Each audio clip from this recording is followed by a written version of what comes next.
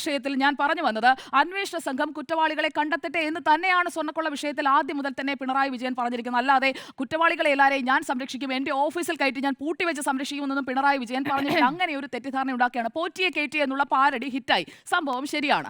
ആ പാരഡി ഇങ്ങനെ പാടി പാടി പാടി നിയമസഭാ തെരഞ്ഞെടുപ്പ് വരെ കൊണ്ടുപോകാം എന്നുള്ള ഒരു അതിബുദ്ധിയോട് കൂടിയാണ് കോൺഗ്രസ് ഇപ്പോൾ മുന്നോട്ട് പോകുന്നത്. അതുകൊണ്ടാണ് ചേവായൂർ പോലീസ് സ്റ്റേഷന് മുന്നിലും ഒരു സീനൊക്കെ ക്രിയേറ്റ് ചെയ്തത്. കാരണം എൻ സുബ്രഹ്മണ്യനെ അവിടെ നിന്ന് കൊണ്ടുവരുമ്പോൾ തന്നെ ഈ സീൻ ക്രിയേറ്റ് ചെയ്യാനായിട്ടുള്ള നീക്കങ്ങളെല്ലാം കോഴിക്കോട്ട് നടക്കുന്നുണ്ടായിരുന്നു. അതുകൊണ്ടാണല്ലോ സീൻ ബൈ സീനായി ഓരോ സ്ഥലങ്ങളിൽ നേതാക്കൾ എല്ലാവരും പ്രത്യക്ഷപ്പെടുന്നതും കൃത്യമായി സൗണ്ട് ബൈറ്റ്സ് വരുന്നതും മുദ്രാവാക്യം വിളികൾ വരുന്നതും. യൂത്ത് കോൺഗ്രസും എല്ലാം സ്ട്രക്ചേർഡ് ആയിട്ടുള്ള ഒരു പ്രൊട്ടസ്റ്റ് തന്നെയാണ്. അപ്പോൾ ഇവിടെ സീൻ ക്രിയേറ്റ് ചെയ്തത് കോൺഗ്രസ് തന്നെയാണ്. അവിടേക്ക് വരുന്നു, ഇയാളെ കൂട്ടിക്കൊണ്ടുപോകുന്നു, സ്റ്റേഷൻ ജാമ്യത്തിൽ വിടാനുള്ള കേസാണ് എന്നുള്ളത് എല്ലാവർക്കും അറിയാവുന്നതാണ്. അതേ സംഭവിക്കുമായിരുന്നുള്ളൂ.